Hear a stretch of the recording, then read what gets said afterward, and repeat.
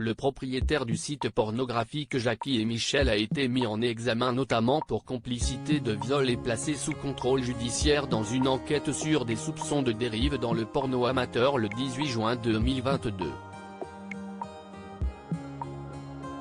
Interpellé avec son épouse et 3 autres hommes, il a été mis en examen à l'issue de 72 heures de garde à vue pour complicité de viol et traite d'êtres humains en bande organisée. Le Parisien a dévoilé une longue enquête dans son édition du 28 juin, mettant en lumière les auditions des victimes et des acteurs qui mettent au jour un système sordide de violence sexuelle, mais aussi les mots de l'épouse de celui qui est devenu une figure du porno à la française. Pour Michel Piron, 64 ans, les accusations sont à des lieux de celui qu'il est, un ancien professeur des écoles, passionné d'informatique. Créateur de l'architecture d'un site internet avec une collègue pour les besoins d'un stage, il avait décidé de transformer son site scolaire en site libertin en y postant des photos coquines d'une internaute américaine, appelée Jackie avec qui il correspondait sur un chat. C'est de là que naîtra son site libertin fait de contributions extérieures.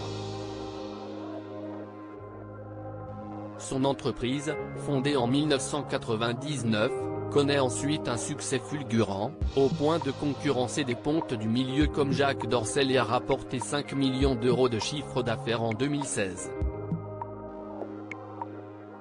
L'entreprise florissante emploie aujourd'hui 42 employés, dont le fils Piron, écrit Le Parisien. De quoi mener une vie paisible pour le multimillionnaire Michel Piron, bien installé dans son pavillon du village d'Odo, Hautes-Pyrénées. Mais tout a basculé quand sa femme et lui ont été interpellés au petit matin en pyjama. L'épouse de Michel Piron, Araceli A. âgée de 60 ans, a donc elle aussi été en garde à vue, son nom ayant servi pour la création de la société. Elle a fait part de ses regrets quant à cette aventure entrepreneuriale coquine qui tourne au cauchemar. « J'aurais vécu avec moins d'argent, moins de privilèges mais je ne me retrouverai pas dans cette situation aujourd'hui. »